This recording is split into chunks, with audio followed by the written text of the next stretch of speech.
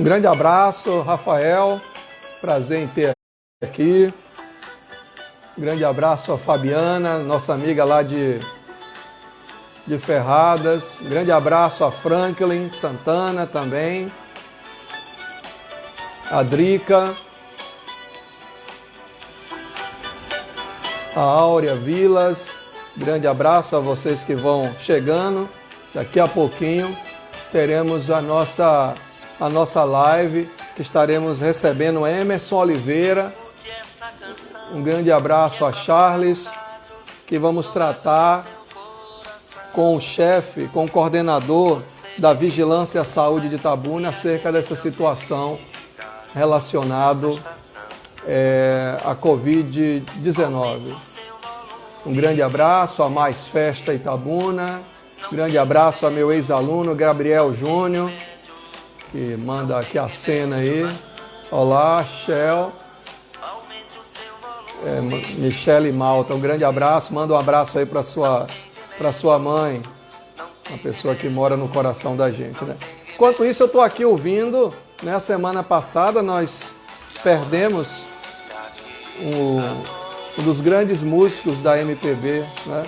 Que nos deixou, né? O Moraes Moreira. E estou aqui ouvindo um pouquinho da música enquanto a gente recebe o nosso convidado. Valeu! Valeu, Rafael. Um grande abraço para você. Deus abençoe também o seu trabalho junto a uma organização tão importante aqui na nossa cidade. Só estamos esperando só um pouquinho o nosso convidado chegar para nós conversarmos. Enquanto isso, vamos ouvindo aqui nosso Moraes Moreira, né? O som tá bom aí do outro lado? Me dá aí um... Olá, Keila. Grande abraço a Keila Abreu.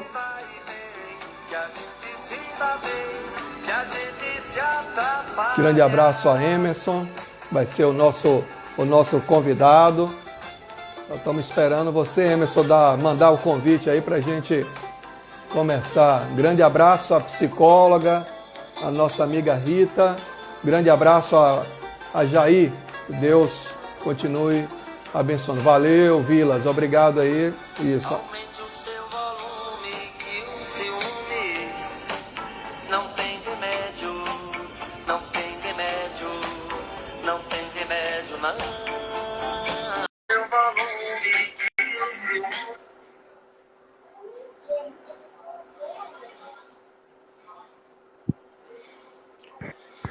Olá, boa noite, Emerson. Prazer em receber você aqui para a gente bater esse papo aqui e a gente falar um pouquinho sobre a política relacionada à vigilância à saúde.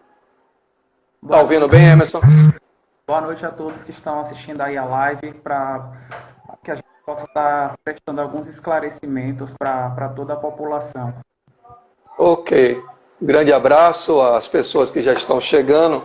Emerson, você já me falou, mas aquele que está assistindo talvez não saiba, mas Emerson é enfermeiro, graduado em enfermagem, e hoje coordena um dos órgãos mais importantes nesse momento de pandemia. Depois do secretário de saúde, ele coordena o órgão de vigilância à saúde. Emerson, o que é que o órgão de vigilância à saúde da cidade de Itabuna realmente faz, não só agora no tempo de pandemia, mas no cotidiano do seu trabalho?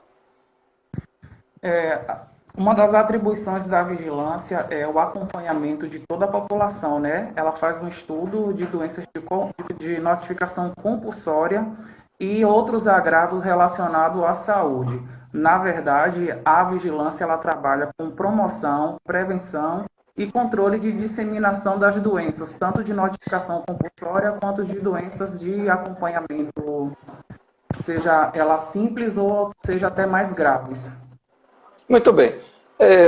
Às vezes, quem trata das questões relacionadas à saúde acaba, como eu na educação, sou tentado a fazer isso, a gente acaba usando uma terminologia que não chega para todo mundo que não é da área. Traduz isso aí de uma linguagem mais simples para quem está do outro lado com relação a essas doenças, esses acompanhamentos com relação às várias situações. Dê, por exemplo, alguns exemplos. Fora a Covid-19, além de o que é que mais vocês fazem? Na verdade, Júnior, o Ministério da Saúde ele tem uma lista de um pouco mais de 42 doenças de notificação compulsória. O que são isso? São doenças que devem ser acompanhadas, os casos eles devem ser notificados por conta dos surtos, das epidemias, das próprias pandemias, certo? Por conta das incidências e também por conta das prevalências em determinada localidade. Dentro dessas listas de notificação, de doenças de notificação, a gente tem as arboviroses, que são dengue, zika, chikungunya, febre amarela, H1N1, meningite, hanseníase e tuberculose, que são doenças de controle, na verdade, né? Que a gente tem que estar fazendo controle para que essas doenças elas possam ter uma disseminação menor. E normalmente esse controle, vocês acabam, por exemplo, a questão Itabuna há muito tempo, não é de agora, que não é desse governo, que é a questão relacionada ao percentual de infestação predial com relação à dengue, à zika e à chikungunya, é algo que está muito acima do que a Organização Mundial de Saúde considera como aceitável. Naturalmente, o banco de dados de vocês ele é abastecido, ele é atualizado com as informações vindas de outro setor da Secretaria de Saúde, é isso? Isso. A vigilância ela faz um trabalho de articulação de rede com a atenção básica, né, que é a atenção primária, as unidades básicas de saúde. Essas doenças de notificação compulsória, a gente tem um sistema específico que é o SINAM, que é o Sistema de Notificação desses agravos, onde esses agravos devem ser acompanhados. No caso da dengue, como você citou, existe um índice de infestação predial, né? Esse índice de infestação ele tem que estar em média de 1%, ou seja, a cada 100 casas, apenas uma ela deve ter presença de larvas ou de mosquito do Aedes aegypti. Por isso que fala-se em os agentes de endemias realizam as atividades e o índice de infestação predial de determinada localidade é de 27%. Ou seja, numa amostragem, na realização das coletas desses agentes, de 100 casas, 27 foram encontrados larvas de Aedes aegypti, analisadas em laboratório interno do controle de endemias. Ok. Então, é um dos órgãos hoje, diante da história que nós tivemos em Itabuna com relação a mortes, inclusive, com relação à dengue, à zika e à chikungunya, é um dos órgãos que mostra e que tem uma importante... uma importância grande, porque ela acaba não só tendo esses dados, tabulando esses dados, como também buscando de todas as maneiras, com ações conjuntas com outros órgãos, minimizar os efeitos dessas doenças compulsórias, que, por exemplo, a imprensa está dizendo, inclusive, que parece que nós estamos começando agora uma época do ano, e ela me parece que é sazonal, essa questão da dengue, da zika e da chikungunya, estamos começando a entrar num período em que o cuidado que se deve ter individual, né, em cada residência, cada prédio, cada terreno, ele precisa ser redobrado. É isso mesmo, Emerson? Isso. Esses cuidados eles devem ser redobrados a cada dia, certo? Existe uma equipe de agentes de controle de endemias que tentam, da melhor forma, realizar um excelente trabalho para toda a população, justamente nessa questão do trabalho de prevenção. Existe também uma equipe de educação e saúde que realiza atividades educativas nas escolas, em pit stop. A gente pede sempre a conscientização das pessoas, principalmente nesse momento de pandemia de outra doença. A maioria das pessoas elas estão em casa. A gente aproveita e quer conclamar a toda a população para que tenha um cuidado redobrado nesse período. Como você falou, sazonalidade significa um período específico para que as coisas elas possam acontecer. Então, tem um determinado tempo. A influenza H1N1, ela tem um período no início do ano que os casos começam a aparecer. Assim como as arboviroses, dengue, zika e chikungunya também. Então, assim, a gente solicita cuidado com o fechamento das caixas d'água, com os tanques. Os depósitos eles devem ser lavados com escovas e com sabão, porque os ovos do Aedes aegypti eles ficam nas paredes dos depósitos por cerca de 750 dias. A gente chama de dissecção, um período que esses ovos vão ficar lá, mesmo sem contato com a água. Cuidado com cisternas, cuidado com os depósitos fixos também, né? As descargas, os ralos. Cuidado com o que está com os depósitos inservíveis também, aquela latinha, os baldes que já não se utilizam mais, ou qualquer lixo que possa acumular água, principalmente de chuva, os pneus e os depósitos que são os depósitos naturais, as plantas que a equipe também acaba encontrando bastante foco. E tem um trabalho também redobrado na questão das oficinas, que a gente chama de algumas oficinas são pontos estratégicos, onde essas visitas elas devem ser realizadas pelo menos a cada 15 dias, por conta da rotatividade de materiais que são encontrados nesses locais. Nós estamos aqui com Sumaia Gomes, que acompanha lá de Salvador, Emerson. Silmara, Silmara Melo, que acompanha lá de Itaju. Rita está dizendo que conheceu você lá no Sereste, ela que é psicóloga, está dizendo um excelente profissional, está mandando aqui um abraço para você. Mas, Emerson, vamos agora falar um pouquinho do que tem nos preocupado, não só você. Você esteve na Câmara segunda-feira acompanhado do secretário, e é uma coisa que se há cobrança para com o Executivo, há uma cobrança para o vereador, todos eles, quer seja da base do prefeito, quer seja independente, quer seja de oposição, né? Os dados têm crescido assustadoramente na cidade de Itabuna. Me parece que o último relatório, agora no final da tarde, mostra que nós temos 104 casos positivados na cidade de Itabuna. O trabalho de vocês com relação à vigilância à saúde, qual tem sido da população para com vocês e de vocês para com a população? Explica aí o que é que o órgão de vocês, que não é o órgão que executa muitas vezes a política de tratar do paciente, mas de detectar, de educar a população para não chegar ao ponto de precisar do tratamento. Então, como é que é a relação das pessoas com o órgão da vigilância à saúde? E me parece, Emerson, que as pessoas confundem um pouquinho entre vigilância com relação às epidemias e a vigilância à saúde. É o mesmo órgão, só muda a nomenclatura internamente na prefeitura? A vigilância à saúde ela é composta por oito departamentos. Existe a vigilância epidemiológica, que trabalha com esse controle das doenças, e existe a vigilância sanitária, que também trabalha com esse controle e com o órgão fiscalizador da população. Além desses dois órgãos, a gente tem o Sereste, que é o Centro de Referência em Saúde do Trabalhador, a rede de imunização, a rede de vacinas, que fica localizada ali no SESC, chamada de rede de frio também.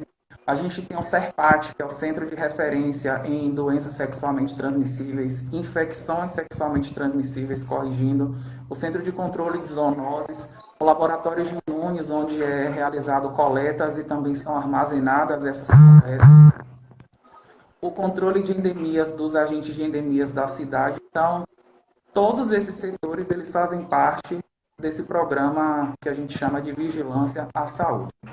Voltando ao que você falou, a vigilância ela trabalha com trabalho de prevenção e com trabalho de controle de disseminação de doenças. O primeiro registro de Covid-19 em Itabuna foi no dia 13 de março, quando foi um caso importado de uma pessoa que viajou para São Paulo e que quando retornou foi testado dia 16, após alguns dias o resultado saiu, foi testado como positivo. Então, a partir daí, começou todo o trabalho, né? Foi se montado um plano de ação da Vigilância à Saúde, da Secretaria de Saúde também, para que a gente pudesse pensar que logo após aquele caso pudesse surgir mais outros. E hoje a gente está com 104 casos, na verdade 102, porque dois são de outros municípios. Quando a gente identifica um caso suspeito de Covid-19, a gente tem que identificar as pessoas que tiveram contato também, por ser uma doença que dissemina muito rápido.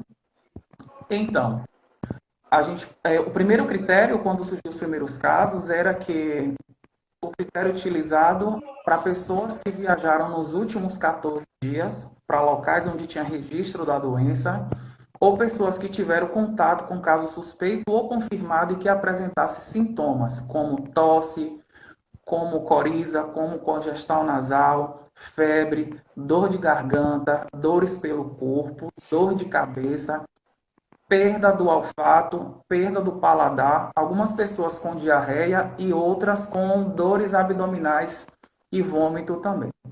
Então eram esses critérios. Até surgir também o primeiro caso por contaminação comunitária, né, por infecção comunitária. Não se identificou que foi um caso de alguém que viajou para algum outro município onde já havia relatos ou casos confirmados da doença. Todo o trabalho começou a partir daí. Os primeiros casos foram surgindo e aí, consequentemente, os contatos, né? A probabilidade de um caso confirmado, se tiver 3, 4 ou 5 pessoas na família, que outras pessoas da família também têm. As primeiras orientações era que colocasse em isolamento domiciliar ou afastamento social, que era para quebrar justamente essa cadeia de transmissão. O que é que acontece? Entrou em isolamento, o papel da vigilância era monitorar esses casos, acompanhar a evolução clínica, algumas pessoas com sinais leves, a gente tinha que observar para ver se evoluiria para outras coisas. Para avaliar também a questão do critério para coleta, né? Que hoje a gente tem testes rápidos, mas no início não tinha. A coleta era de PCR, certo? E essas amostras elas eram encaminhadas para a Olacem. Então, identificou-se os contatos, o número de casos foram aumentando. A vigilância hoje ela tem uma lista de 198 pessoas que ainda estão em monitoramento. Já foram notificados 554 casos, com 104 casos positivos. Volto a informar com 2 de outros municípios. E a gente tem 157 pessoas aguardando o resultado e mais 67, em média, aguardando coleta para amanhã. Ou seja, a doença ela disseminou muito rápido, como já se era esperado, que nesse período, né, de abril até o início de maio, a curva ascendente da doença ela ia estar aumentando bastante. Muito bem, obrigado. Quantos curados já tem aqui na cidade de Itabuna, Emerson, nesse período de mais de 30? São mais? Já estamos com quanto? 33, 34? Quantos dias do início até hoje? Mas com certeza mais de um mês, não é? Tem mais de um mês, tem um pouco mais de 30 dias. Hoje a gente tem 21 curados. A primeira orientação do Ministério da Saúde é que após o cumprimento do período de quarentena fosse realizado um reteste.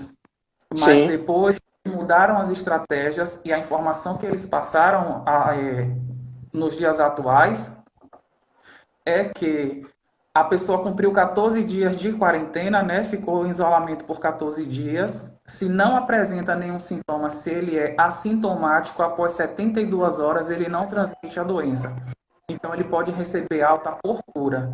Mas algumas pessoas dessas 21 que já estão curados, eles chegaram a fazer reteste e outros já estão aí, não estão sentindo nada. E a gente aguarda para mais algumas pessoas para estar lançando no próximo boletim essa alta por cura. Quer dizer, a pessoa completou o período que ele precisa ficar em isolamento, depois de 72 horas, se não apresenta nenhum desses sintomas que você falou no início, mas ele pode apresentar um ou dois só desses e não necessariamente todos. Explica, Emerson. Olha, para início, para fechar diagnóstico ou para realização de coleta, nem sempre a pessoa vai apresentar esse conjunto de sintomas que foi colocado anteriormente. Hoje a gente tem relatos, né, e ficou comprovado de pessoas que perderam o paladar e o olfato e foram testados para a Covid sem sinais de febre, sem tosse, outros sintomas, foi testado e deu positivo. Então, não significa que as pessoas elas devam ter essa sequência de sinais e sintomas. Pode apresentar um ou dois, ou outros apresentar apenas tosse, uma tosse persistente por mais de 7 dias, realizou coleta e foi testado positivo também. Hoje vocês têm quantas equipes de campo fazendo essa coleta na cidade de Itabuna? É uma equipe só ou tem mais de uma atendendo um cronograma que vocês têm aí de acordo com a incidência dessas manifestações? Explica para a gente como é que a prefeitura se preparou para esse momento. Olha só, Júnior, falando-se de vigilância à saúde, a gente tem as atribuições separadas. A atribuição do Sereste é fiscalizar ou de forma individual ou de forma conjunta a vigilância sanitária. Então, o que acontece? Eles fiscalizam as empresas e uma vez que foi identificado que várias dessas empresas, elas não distribuíam equipamentos de proteção individual para os seus funcionários. E a utilização de álcool gel, eles não distribuíam as máscaras para os funcionários. Os funcionários não tinham orientação da questão da lavagem das mãos, da retirada dos equipamentos. A vigilância sanitária também é um papel muito importante. Quando se decidiu fechar o comércio, principalmente, a atuação de vigilância sanitária junto com a Secretaria de Indústria e Comércio e junto com a Guarda Municipal em ações conjuntas também. Foram criadas algumas barreiras sanitárias para tentar, principalmente, conter a questão da chegada de outras pessoas de outras cidades que pudessem estar trazendo a doença.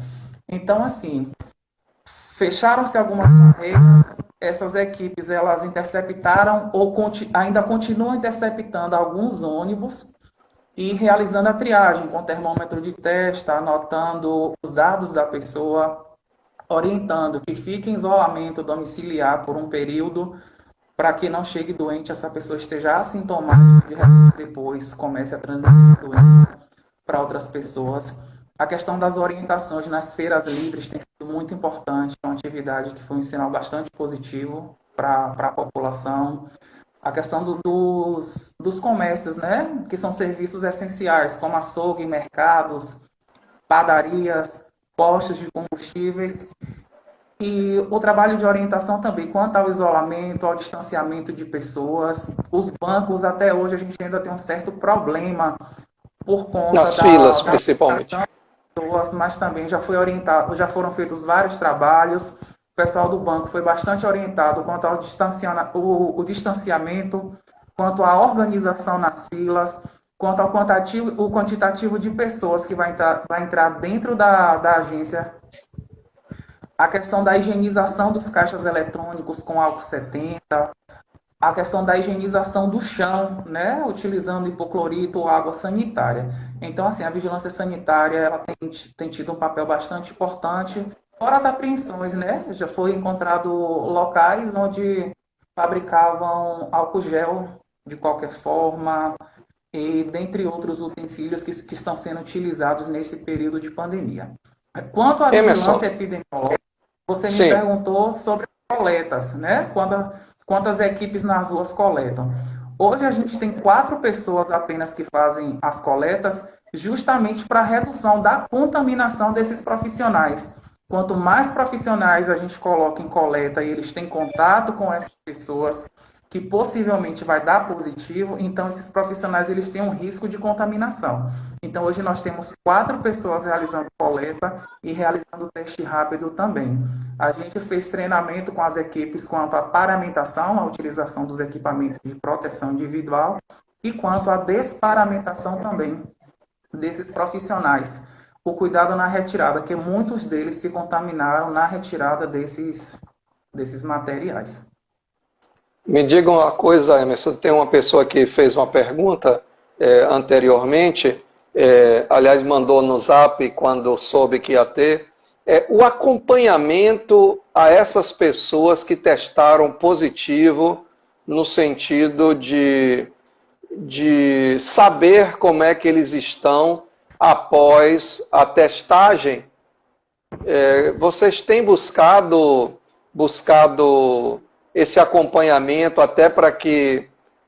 Eu acho que, inclusive, é uma coisa assim que a pessoa, eu imagino que a pessoa que testou positivo e que vê no poder público essa preocupação de estar, olha, você testou, e aí como é que está você? Está tendo algum tipo de assistência, por exemplo, além de dizer que ela deu positivo, existe algum tipo de trabalho casado com algum setor na área de psicologia para estar dando um apoio a essas pessoas nesse momento de isolamento?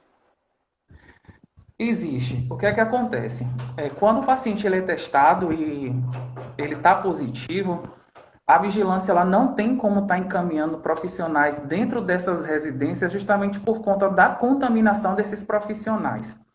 O que é que acontece? Existe uma equipe só de monitoramento onde ligam para essas pessoas para saber, né, como é que está a questão da evolução da doença, se no dia anterior apresentou determinada sintomatologia e no outro dia pode estar desenvolvendo. No início foi mais fácil de fazer esse controle, viu, Júnior? Mas hoje, com esse aumento de quantitativo de casos no município, algumas das pessoas a gente não consegue entrar em contato todos os dias, mas são orientados, se por acaso sentir qualquer desconforto respiratório ou qualquer outra sintomatologia que esteja incomodando, ligar para o SAMU. A UPA é a porta de entrada, certo? Para a triagem do coronavírus. E possivelmente essa pessoa ela pode ser regulada. Hoje, apenas o Calixto tem os leitos de UTI e os leitos de retaguarda para a Covid. Então, recebem essas orientações, mas a vigilância vem sim, acompanhando, ligando, vendo o período de que já excedeu o prazo da quarentena. Então, é importante estar observando e acompanhando essa evolução. A gente recebeu várias reclamações também. Algumas pessoas informaram de que tem 3 dias que a vigilância não liga. Mas, assim, como eu falei para você, o controle ficou mais difícil. Não tem como se estar ligando sempre, mas na medida do possível esse trabalho é realizado. A gente também tem deparado em algumas situações que as pessoas não estão atendendo os telefones, certo? A vigilância liga, às vezes dá caixa de mensagem. Às vezes algumas pessoas elas não atendem. Quanto à questão do psicólogo, né, que você perguntou se existe um acompanhamento psicológico, a vigilância ela dispõe de um profissional, o nome desse profissional é Romário, está com a gente lá na vigilância já há um tempo, e ele tem feito sim esse trabalho através de chamada de vídeo, ele tem conversado com algumas pessoas. Com o surgimento dos novos casos, alguns ainda estão em planilha para que ele possa entrar em contato. Então, assim, é feito esse contato tanto pelas enfermeiras da vigilância quanto pelo psicólogo. Ô Emerson. Hoje foi discutido também sobre essa questão do monitoramento, uma possibilidade de descentralização, ou seja, os casos confirmados, eles também serão monitorados pelas profissionais das unidades básicas de saúde, uma vez que essas pessoas estão dentro do território dessa equipe de saúde. Então, já vai facilitar bastante essa questão do monitoramento. Eu queria que você esclarecesse mais uma vez, Emerson, aproveitando que nós temos aqui mais de 57 pessoas acompanhando a nossa live, a porta de entrada, uma pessoa está com início de sintoma, dentre esses que você colocou, uma tosse seca, uma febre, uma diarreia e tal. Aonde é que ele deve ir para fazer a tal da triagem, ou seja, da primeira consulta de um profissional da área de saúde? É a UPA, só a UPA hoje em Itabuna? Não. Para sintomatologias leves, as unidades básicas de saúde, os postos, elas funcionam como unidades de triagem também. Já com sintomatologia um pouco moderada ou mais grave, a porta de entrada para a triagem é a UPA. Se os médicos interpretarem que o desconforto respiratório daquela pessoa ela é iminente, esse paciente possivelmente ele deve ser regulado pela Central de Regulação de Leitos do Estado, via SUREM ou via CRSU, e aguardar vaga. Como eu falei para você, hoje no momento esses pacientes eles têm sido regulados para a Santa Casa. Então, as primeiras portas de entrada são as unidades básicas de saúde e a UPA. Ok.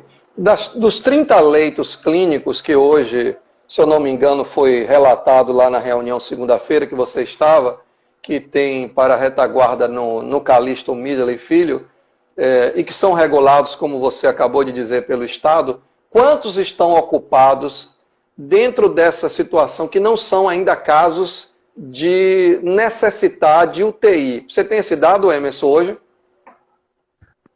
Olha, o último boletim que eles tinham lançado tinha cerca de 28 pessoas. Agora sim, sobre a questão dos leitos de UTI, Júnior, esses UTIs eles não são só para Itabuna, eles são para Sim, outros municípios. municípios, Inclusive, é. o censo que o secretário de saúde ele teve acesso, existia pacientes de Iramaia, de Gongogi e de outros municípios. Quanto a essa questão dos leitos de retaguarda dos 30, provavelmente deva ter um pouco mais de 20 pessoas ocupando esses leitos. Ok. Emerson, com relação a essa triagem que é feita na UPA e que o médico vê que não é uma coisa que precisa ser internado essa pessoa, mesmo que os casos sejam considerados médio, o que é que, na maioria das vezes, o médico tem recomendado ao paciente que foi até o posto de saúde ou foi até a UPA, dizendo que está tendo um pouco de desconforto, e aí faz aquela anamnese, apresenta o que está colocando? O que é que normalmente... Porque tem se passado remédio para as pessoas que estão com um pouco de desconforto? Olha só, na verdade não existe um tratamento específico para o COVID, né? São tratadas as sintomatologias. Então, se sente um desconforto respiratório com saturação de oxigênio abaixo de 95%, que o ideal em uma pessoa é entre 95% e 100%, vai existir situações de ter pacientes com saturação de oxigênio de 92% ou menor que 92%. Então, essas pessoas elas já podem estar sentindo um leve desconforto respiratório.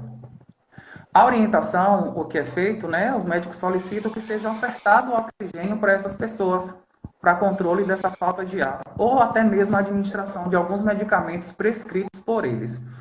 Se esse paciente chegar a dessaturar demais, a saturação cair abaixo de 80, esses pacientes já vão ter indicação para intubação, para serem Sim. intubados, certo? Em caso de sintomatologias leves, ainda que procure a UPA ou as unidades básicas de saúde do município com sintomatologia leve, como tosse, coriza, como dor de garganta, até mesmo febre.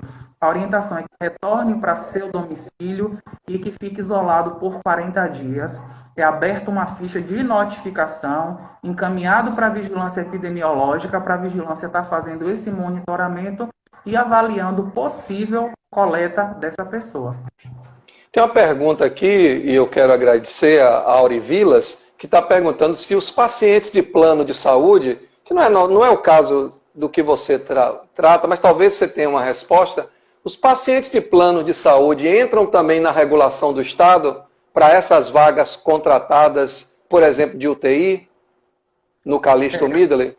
Os pacientes que têm plano de saúde, eles já podem ir direto para a Santa Casa, né? Vai passar pelo pronto-socorro, vai ser feita a triagem lá e possíveis internamentos. Tem leitos SUS e tem leitos particulares também, tanto nos leitos de UTI quanto nos leitos de retaguarda. Tá. E assim, uma curiosidade minha e talvez de muita gente aqui, talvez você saiba, porque é um caso que está registrado também nos órgãos públicos, como é que está o andamento da recuperação do ex-deputado Augusto Castro, que foi um dos primeiros casos também que esteve aqui em Itabuna. Você tem notícia para como é que está o estado dele, Emerson? O deputado ele evoluiu com melhora, né? As primeiras informações é que após intubação houve necessidade de utilização de sonda por conta de estar em utilização de medicamentos para sedação. Houve relatos também de que o deputado fez um dreno de tórax, e de cânula de traqueostomia, que é a cânula inserida na fúrcula paraesternal, que é essa região do pescoço, e ficou sedado por um tempo. Houve necessidade também de realização de hemodiálise. Hoje ele ainda encontra-se na UTI, certo? Evoluiu com melhora. A vigilância vai realizar outra coleta dele para ver se ele já pode sair daquele leito COVID para ir para um leito de UTI em outro local da Santa Casa. Mas ele tem evoluído com melhora, sim, significativa. E a gente fica na torcida, cada um dentro da sua fé, na sua oração, na reza, independente de partidos políticos, são vidas, e qualquer vida, para mim, é a vida importante. Emerson, essa questão dessa ação da Secretaria de Assistência Social, até por uma recomendação do Ministério Público para acolher os moradores de rua, é uma ação importante nesse momento.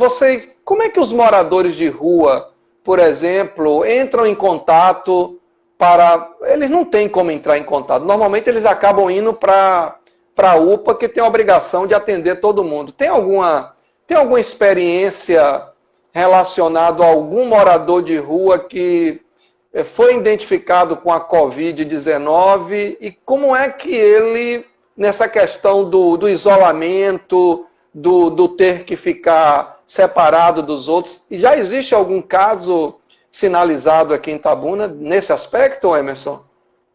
Caso confirmado, não, mas a gente teve que fazer intervenção em um adolescente de 15 anos que ele tinha dormido na garagem de um dos casos confirmados da cidade. Era uma garagem aberta e ele dormia naquele local justamente no período em que a pessoa estava infectada. Entraram em contato com a gente, com a Secretaria de Assistência Social, para que a gente pudesse fazer alguma intervenção e foi solicitado que realizasse a coleta.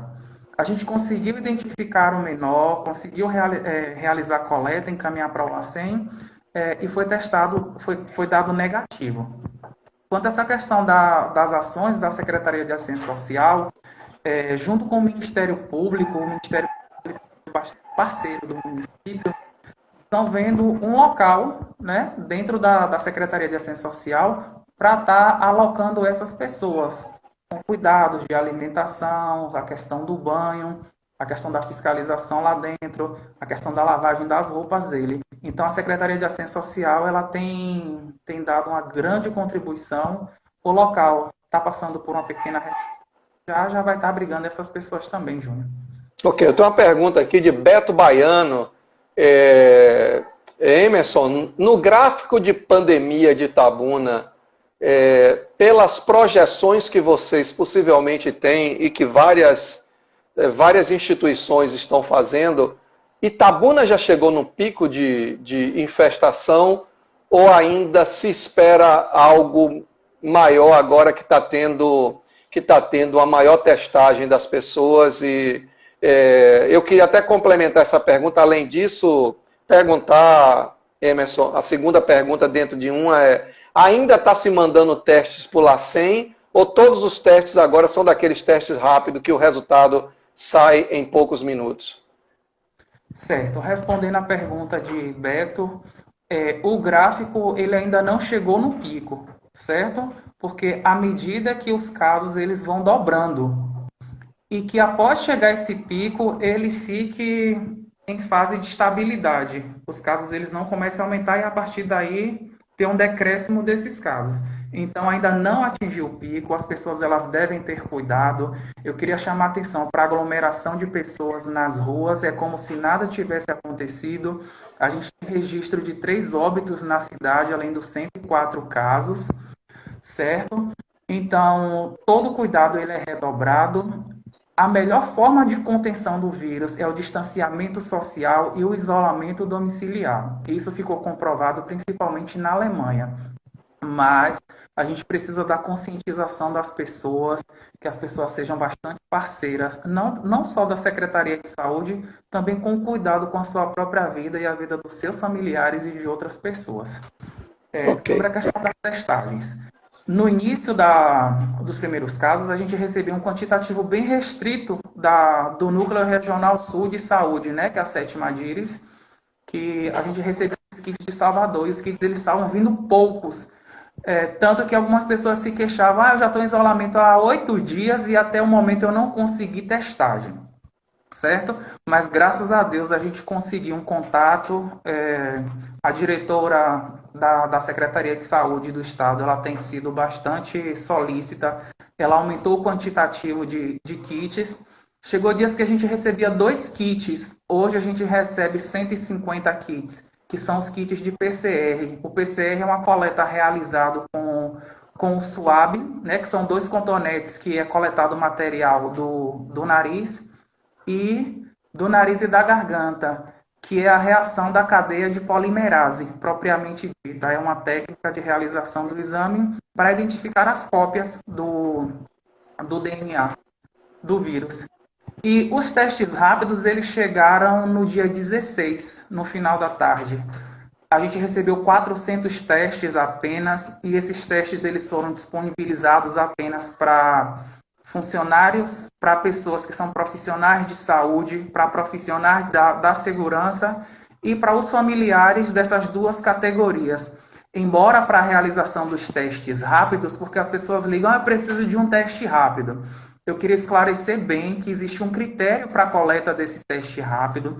O teste ele só pode ser realizado em pessoas com cerca de 7 dias ou um pouco mais de dias apresentando sinais e sintomas da doença, ou que apresente os sintomas e após 72 horas esteja assintomático sem sentir nada.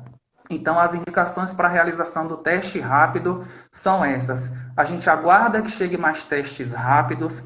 No momento, a gente tem realizado mais PCR. Só ontem foram realizados 56 testes de PCR nas pessoas. E o município de Itabuna, através do secretário de saúde do nosso município, de Wilson, ele vai estar fazendo a aquisição de 20 mil testes rápidos para a gente fazer uma testagem maior nessa população.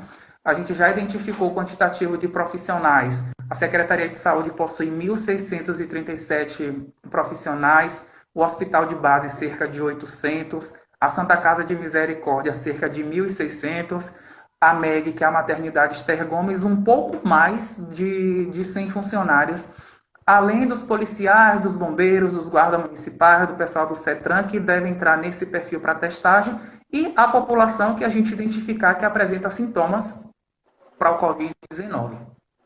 Eu quero ter sido muito participativo. Eu vou, não é toda vez que eu vou poder estar com você, Emerson. Emerson, para aqueles que estão chegando agora, ele é o coordenador de Vigilância à Saúde da Prefeitura de Itabuna.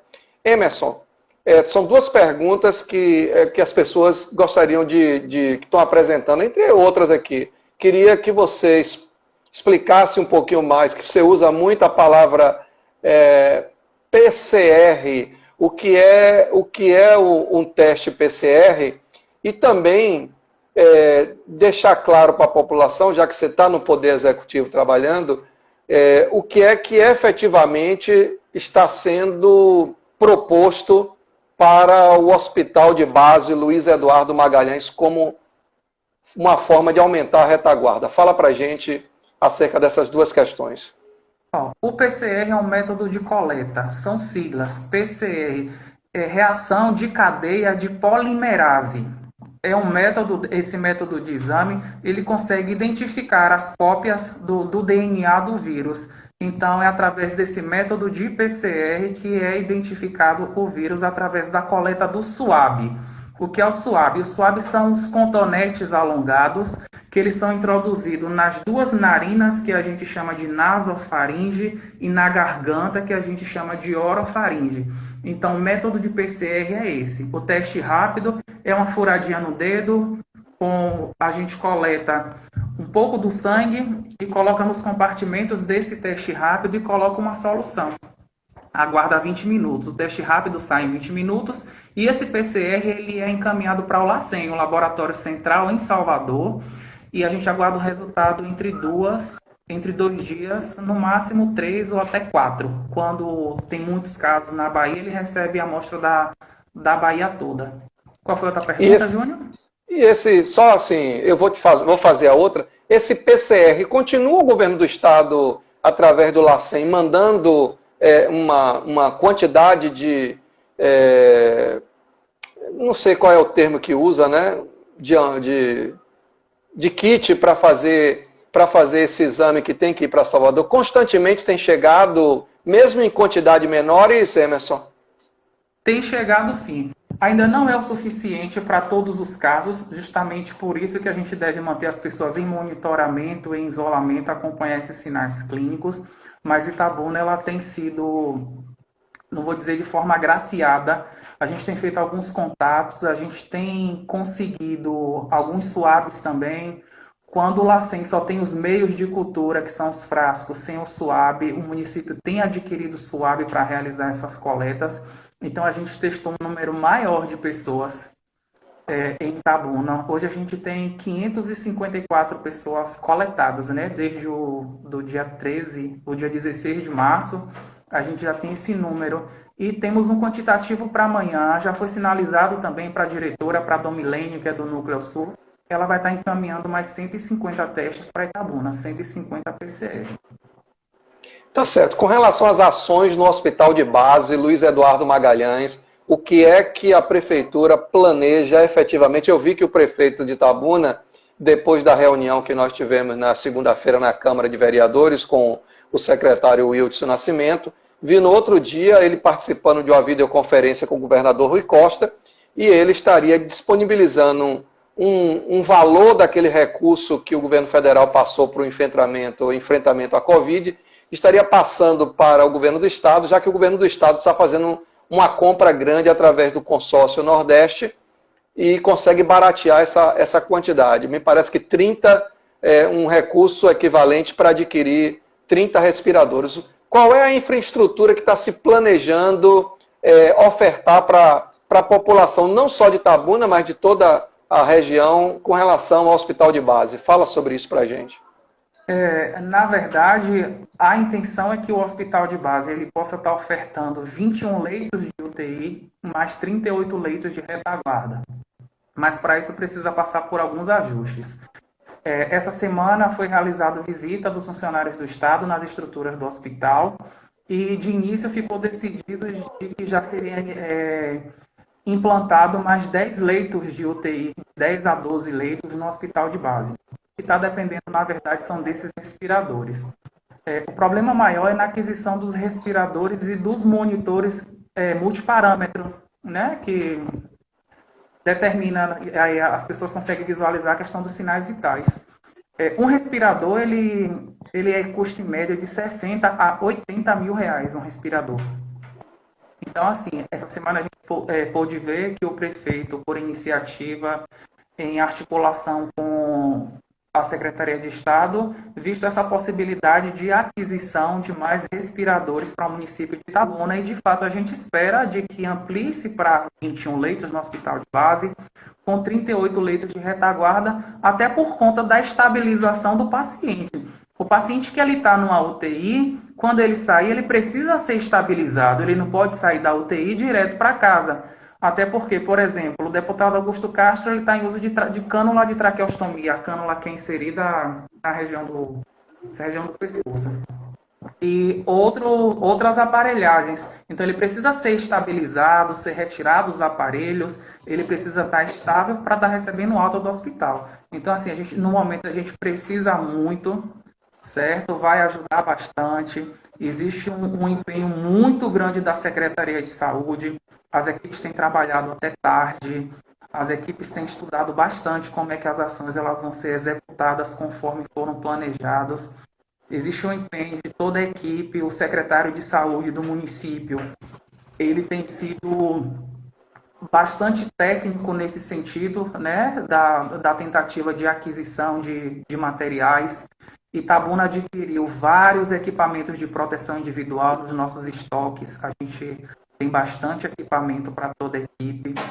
Hoje a gente só tem 3 profissionais que estão contaminados, mas os relatos é de que eles não foram contaminados dentro dos nossos serviços por serem profissionais de redes hospitalares e de terem tido contato com casos confirmados dentro desses hospitais. Então, assim, existe um cuidado da Secretaria tanto nessa questão da intenção de aquisição de equipamentos, quanto na utilização e distribuição dos equipamentos de proteção individual. Essa seria uma outra pergunta que eu ia fazer, porque tem pessoas aqui perguntando acerca das EPIs, né, que a gente ouve muito através da televisão, da internet, do rádio, falando, inclusive, o quantitativo grande de profissionais da saúde que têm sido afastados do serviço, e faz falta quando eles são afastados, por causa de relatos envolvendo a questão das EPIs. Quer dizer que a Prefeitura de Itabuna, com relação a esses profissionais que estão nos postos de saúde, nas UPAs, estão devidamente treinados de como utilizar, e existe esse material para o pessoal utilizar, Emerson? Sim. Existe um núcleo de educação permanente também, Júnior, dentro da Secretaria de Saúde. Esse núcleo ele faz articulações com todos os departamentos. Então, assim, além desse núcleo, os próprios profissionais intersetoriais, eles tiveram a iniciativa da realização desses treinamentos e capacitações, desde o início, né? O SAMU mesmo realizou vários treinamentos e capacitações, a UPA, os profissionais da vigilância também, quanto à utilização desses equipamentos e de como eles devem ser retirados. A questão do cuidado para que esses profissionais eles possam não estar se contaminando, porque em Itabuna a gente já tem cerca de quase 50 profissionais que foram contaminados dentro das unidades hospitalares. E os agentes comunitários de saúde, eles também estão tendo esse material de proteção individual, esse equipamento de proteção individual para as visitas que precisam ser realizadas na sua comunidade, Emerson? É provável que todos devam ter recebido, porque no almoxarifado tem equipamento de proteção individual. Isso fica a cargo de cada liderança de solicitar o material para seu pessoal. Quanto aos agentes de combate às endemias do município, todos receberam máscaras que recebem diariamente, receberam óculos de proteção, receberam luvas, receberam um frasco com 250 ml de álcool gel, certo, Júnior? Então, assim, a gente está tendo bastante cuidado com os nossos servidores, justamente por conta desse tipo de contaminação também desse pessoal que está realizando visita nos domicílios. Então, é de suma importância que eles estejam bem paramentados para realizar as suas visitas domiciliares. Emerson, eu já estou quase no final, mas tem uma pergunta aqui que Alan Borges tem feito, e fez 2 vezes, e disse assim, faz de novo essa pergunta, que eu acho que ele entrou no meio da live, e eu gostaria da sua paciência, Emerson. Eu vou ter essa paciência também, porque até a gente está usando isso aqui para esclarecer, e cada um que é esclarecido é um canal de transmissão para outros também, para que esse esclarecimento se torne. Qual é o protocolo para considerar uma pessoa curada da Covid-19? A orientação do Ministério da Saúde, como eu falei anteriormente, é que essa pessoa ela cumpra os 14 dias de isolamento domiciliar e após esses 14 dias ela esteja assintomática, ou seja, não apresente mais nenhum sintoma. Completando esses 14 dias, ele deve ser observado por mais 72 horas e se conseguir se manter sem nenhum sintoma, esse paciente ele é considerado curado sem necessidade de repetição de fazer uma nova coleta. Existem 2 métodos de avaliação, né, desses exames e desses retestes. O primeiro é o IgM. O IgM ela sinaliza uma infecção recente e o IgG é uma infecção mais antiga, entendeu? Então, algumas pessoas elas podem ser testadas e pode ter dado IgG por conta de já ter o Covid em um período um pouco mais algum tempo atrás. Eu queria agradecer Emerson Oliveira, servidor público lá da Prefeitura, que dirige a coordenação, que é coordenador da Vigilância à Saúde da nossa Prefeitura. Agradecer, Emerson, pela sua disponibilidade em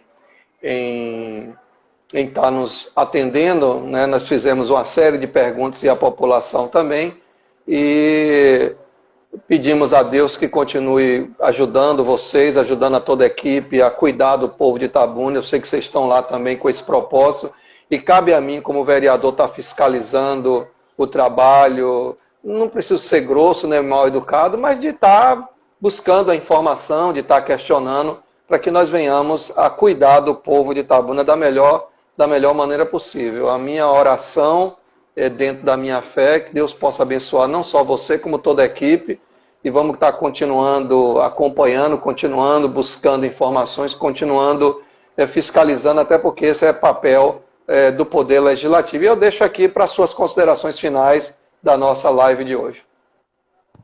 Eu que agradeço, Júnior, a oportunidade de estar aqui, agradeço o convite.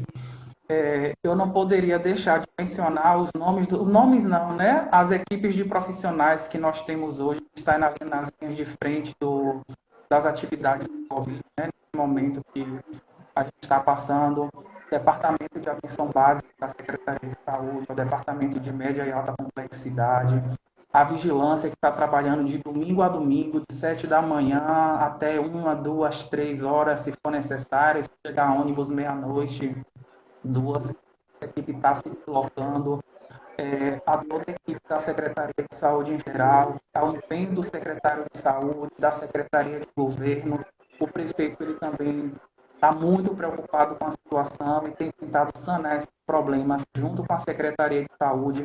A gente gostaria de agradecer também, em nome de toda a vigilância, a Guarda Municipal do município por estar acompanhando as ações, a Secretaria de Indústria e Comércio, a Social, ou seja, quando a gente realiza trabalho em equipe, a gente colhe bons frutos, né? A gente agradece o apoio também da Câmara de Vereadores, do Ministério Público, que tem sido um fator determinante nessa questão das ações do Covid, e a todos os funcionários da nossa Secretaria de Saúde. Fica aqui meu apreço a todos e peço a todos que fiquem em casa, que o distanciamento social e o isolamento é a melhor forma de quebra de transmissão da doença. Obrigado a todos. Eu quero finalizar fazendo um apelo. Eu já resolvi que eu vou entrar nessa campanha de ajudar a casa de acolhimento que o Ministério Público e a Secretaria de Assistência Social, a Justiça, estavam uma grande campanha de doação de material de higiene, material, roupa de cama, colchões, para, no máximo, a semana que vem, essa casa de acolhimento que vai, a princípio, acolher cerca de 50 pessoas da cidade de Itabuna que moram na rua e que precisam ser acolhidas numa casa para serem alimentadas, tomar banho, ter a roupa lavada, ter algum tipo de lazer dentro e não ficar. E nós sabemos que não é um trabalho obrigatório. A pessoa, né, Emerson, se tenta convencer essa pessoa a ir para a casa de acolhimento. É igual às comunidades terapêuticas hoje. Nós temos uma aqui em Itabuna que é credenciada, inclusive, tanto pelo governo do estado como o governo federal, para fazer a recuperação de pessoas com algum tipo de vício, né? E não é nada que a pessoa vá de uma forma compulsória. Eu queria até finalizar, porque eu me comprometi. Não sei se você conhece o professor Max, já ouviu falar do professor Max? O professor Max hoje está completando 30 anos de docência como professor aqui na cidade de Itabuna. E eu queria dar meus parabéns ao professor Max por esses 30 anos dedicado ao ensino. E assim a gente... Oi? As organizações da sociedade civil também têm feito um papel importante, as universidades têm sido muito parceiros na luta contra o Covid-19. É importante destacar, com certeza. Um grande abraço a todos que acompanharam até agora e obrigado mais uma vez, Emerson. Uma boa noite para todos. Valeu, querido. Boa noite. Tchau.